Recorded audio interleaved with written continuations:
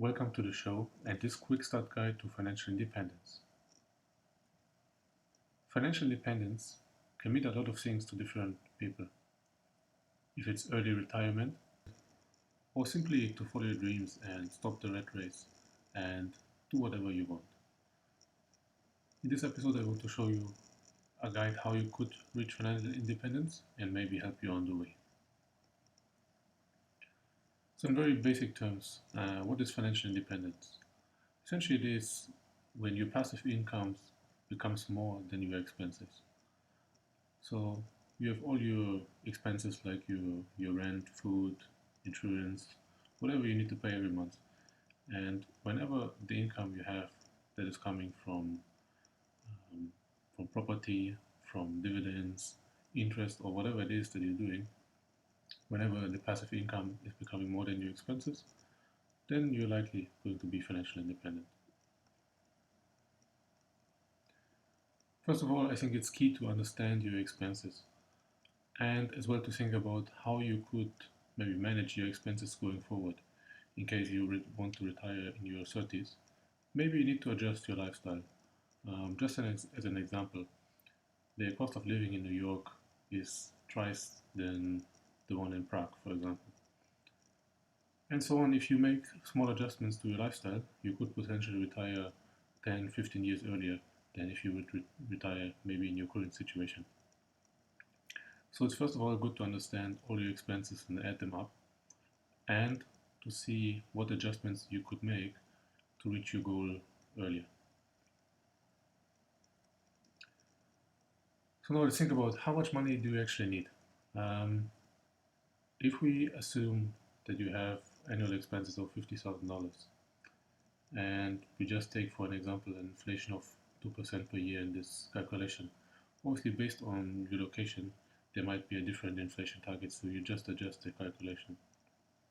And if you want to be financially independent in, let's say, 10 years, you would then use your annual expenses, which is like $50,000, and every year you add 2%, which after 10 years, it would become $60,000, which would be the withdrawal rate from your portfolio that you need to sustain your expenses in 10 years.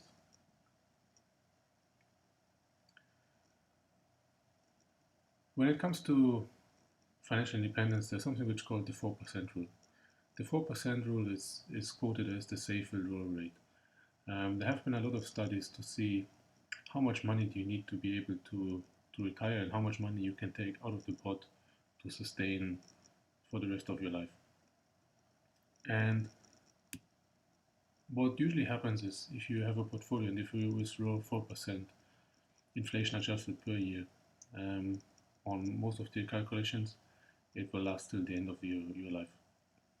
So therefore, usually for financial independence, the 4% rule is applied. So how much money do you need in the end? So we just spoke about the $60,000 as your initial withdrawal rate. And now we just calculate, if we think the 60,000 is 4%, we divide it by 4, multiply by 100. So we can see the total portfolio that we need is roughly 1.5 million. Obviously, if you think about how do you reach to the $60,000 in your expenses, if you have any rental income, any social security income, any other means of money that is coming in, you would remove it from the 60,000. So it might be even less in this case. Okay, if you think about it again, let's say we just saw the numbers and in our calculation we would need 1.5 million to retire. The key is this is obviously a very large amount and it will take time to save it. But the idea is to start small and grow over time and adopt the mindset to be able to grow this money to your portfolio that you can actually retire early. In this example, I want to give you an idea how you could reach this with an investment portfolio. There's obviously many other ways to achieve this goal, for example, using property and renting out the property. And of course, there's obviously as well like a mixed approach that you could have property and investment portfolio. to diversify further. I want to show you how compound of interest works in your favor if you save over a long time. If we're assuming that we have, for example, $20,000 in the bank, and we can say we save every month $2,000, and we're assuming as well the global stock market is usually increasing around 8% every year, and we're doing this calculation for 20 years, then we can see even the amounts are not really big, and we can plan this into our financial plan. We can see by the time we finish the 20 years, we would have actually saved nearly the 1.5 million, right? So 1.4 million in total. And the idea is that you have a steady saving rate. So every month you save money, you invest it into the market, and you make use of interest on interest, which is called compound interest. So you can see in this calculation in the table that the total interest that you earned is $800,000. So that's a significant amount compared to even outperforming the deposits that you did, right? So in this example, we have 600,000 deposit. So you can see interest on interest on interest is actually growing a lot. So the longer you invest, the better.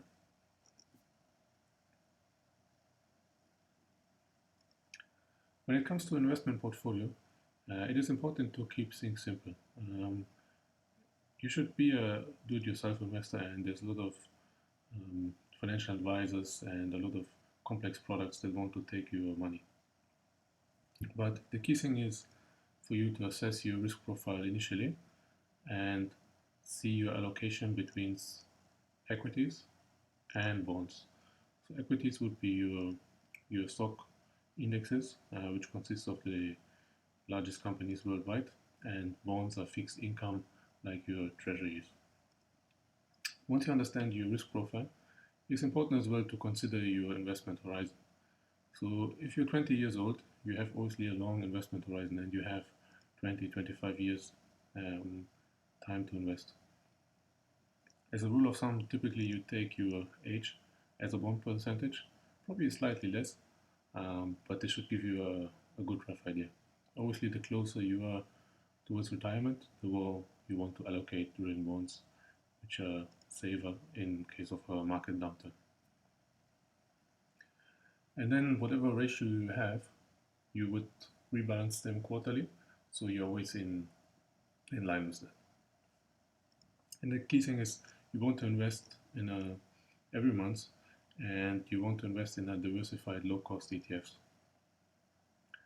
So you need to make sure that you're paying very little fees, because there's a lot of active products out there which take, for example, 2.5% of your money for fund managers that are actually underperforming the market. So invest in index funds and you're good to go. So here's a simple portfolio, and you require only 2 ETFs to achieve this portfolio. It's a very easy way to invest, and this should be something that you can consider moving forward. So first, for our equity, we have the Vanguard Total World Stock Market ETF. It has an expense ratio of 0.08% and pays a dividend yield of 2.55%. And as you can see in this pie chart, 60% is US companies and the rest is divided for the rest of the world. So you're diversified across the world, and you can see whatever market is performing well, you have certain exposure.